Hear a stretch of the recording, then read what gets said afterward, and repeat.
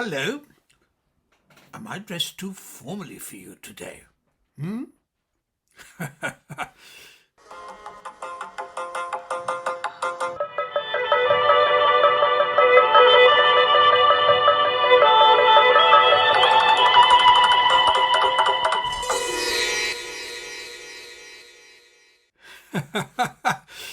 Welcome to my chinwag, number 12, I think it is. Well, the reason I'm dressed like this, by the way, is because I've just done a self-tape. That's what we actors have to do nowadays, modern technology being what it is. What tends to happen is that a casting director rings your agent and says, if they think you're vaguely suitable for the part, and then they send you a scene, and you're supposed to self-tape it with presumably somebody else reading the other characters in the scene, and then that is sent off by your agent to the casting director, who then sends it off to the director, the producer, and God knows who, Uncle Tom Cobley, and Harriet Cobley, presumably, and whoever else who makes these decisions. Now, I'm trying to get rid of this thing now, shall I? Yes, I think I will. But a little bit of gravitas never goes amiss, eh? One of the things I was thinking of doing, and by the way, I must tell you, yes, one of the things I was thinking of doing was that I've been approached to stand for President of Equity.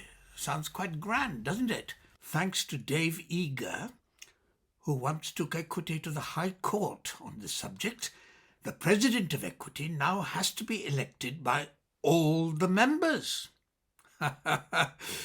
Well, that's one for the members, at least, against the staff and the political cabal that usually rules the roost. So I'm thinking of standing, and of course the politicos don't want me to do so, so they like to make things as difficult as possible, don't they? They keep saying how they want to encourage members to participate in their union, so what they do is they decrease the number of branches, so members can't meet each other. They make sure that more and more members have to nominate you before you can even stand for election. Anything to stop you participating so that their little political cabal of, 70 or 80 people can rule the roost and just run Equity the way that they think it ought to be run. The staff, of course, are all on lifetime jobs with salaries that the majority of Equity members can hardly dream of, with pension schemes and everything else, and they now tell the council what to do. Or so it seems, whereas according to the law, it's the members of a trade union who are supposed to make the policies on which the staff are merely meant to carry out. They can advise, of course, but they shouldn't be making the policies. Anyway, all this reminds me of, somebody said to me last night, why do you bother, Madhav, with all this petty politicking when there are people starving in Gaza and in the Ukraine and everywhere else in the world? It's so petty, all this union politics, etc. And of course, they're quite right. But, I was thinking of that essay by George Orwell, The Hanging. I did a radio play of it once with James Wilby playing Orwell. And do you remember what Orwell said in that essay? He said that, when he saw a condemned man walking to the gallows, a Hindu as it happened, that Hindu sidestepped a puddle before he went to the gallows.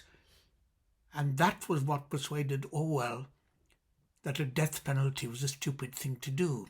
Because here was a human being about to die, still concerned with the minutiae of living.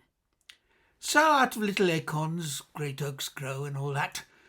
So I am thinking of standing for the council.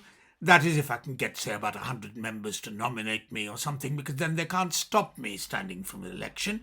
Although they'll probably do their best and find some reason.